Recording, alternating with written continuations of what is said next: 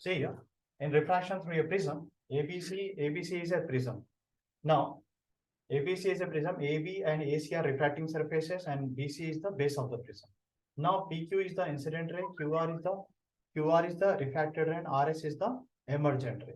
So, here we have normal. What is the normal here? The normal here, and this is also normal here. Now, this is said to be the incident ray, okay, and now this is said to be the refracted ray R, and this is also said to be refracted ray. Is that clear? And this is said to be emergent ray. Here now, so this is what R1. This is said to be R1, and this is said to be R2, and this is the prism. Okay, angle of the prism R1 R2. Now, and one more thing. What is this?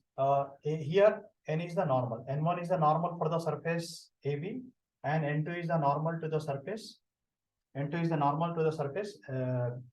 Sorry, N1 is the normal to the surface AB, and N2 is the normal to the surface BC. Now, PQ is the incident ray, QR is the refracted ray, and RS is the emergent ray.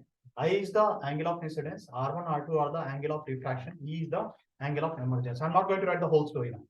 So now N is the point at which the two normals meet, and here we start with AQ and R. Okay, this AQ and R is a quadrilateral. AQ and R is a quadrilateral. AQ and R is a quadrilateral. So what will happen now? Angle A plus angle Q and R is equal to how much? Which is equal to 180 degree. How come 180 degree? Because this angle, and this angle, this normal and the surface is 90 degree. This normal and surface is 90 degree. So only this angle and this 90 plus 90 will become 180. The remaining angle will be 180. Is that clear now? Why? Because two normals are 180. Is it clear? Is that clear? Yes, sir. From triangle Q and R. Here we have triangle Q and R. So what happens in triangle Q and R? Angle R1 plus angle R2. Okay, angle R1 plus angle R2 plus angle Q and R will be equal to 180 degree. Why? Because sum of the angles in a triangle is how much? Sum of the angles in a triangle is 180 degrees. Understood? 180. So now let it. Now we are going to compare these two equations. Okay, comparing.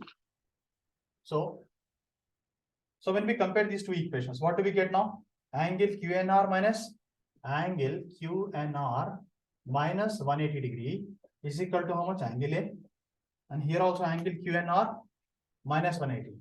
Angle QNR minus 180 is equal to how much? It is equal to that is, yeah, angle QNR minus 180. Okay, I write 180 minus QNR better. That will become a positive angle.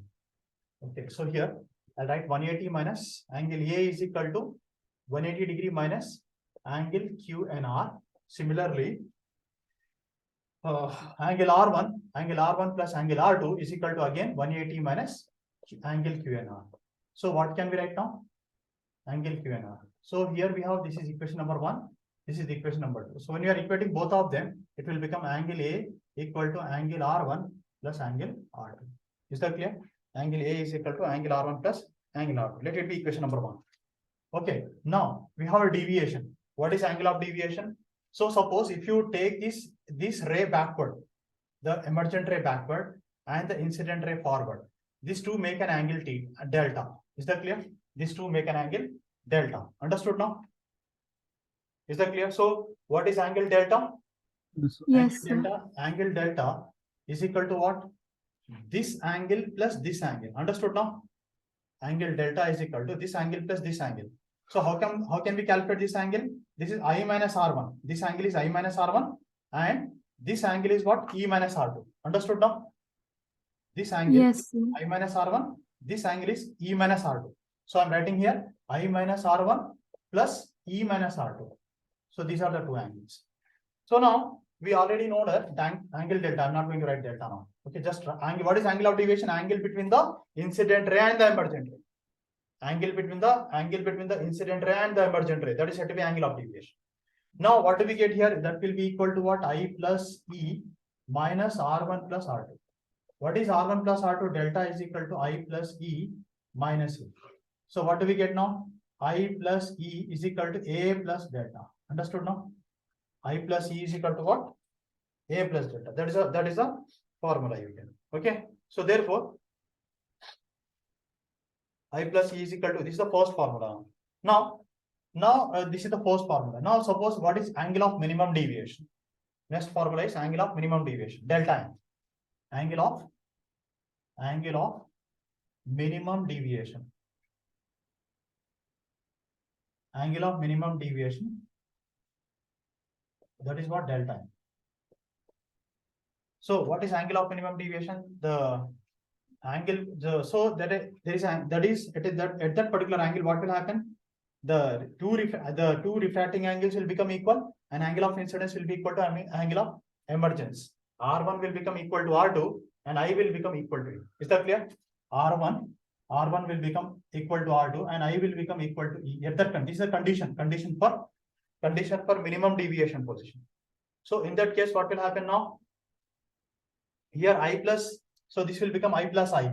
Okay, so we can write here, and also what will happen now? R1 plus R2, R1 R2 will become equal. I will be become equal to E.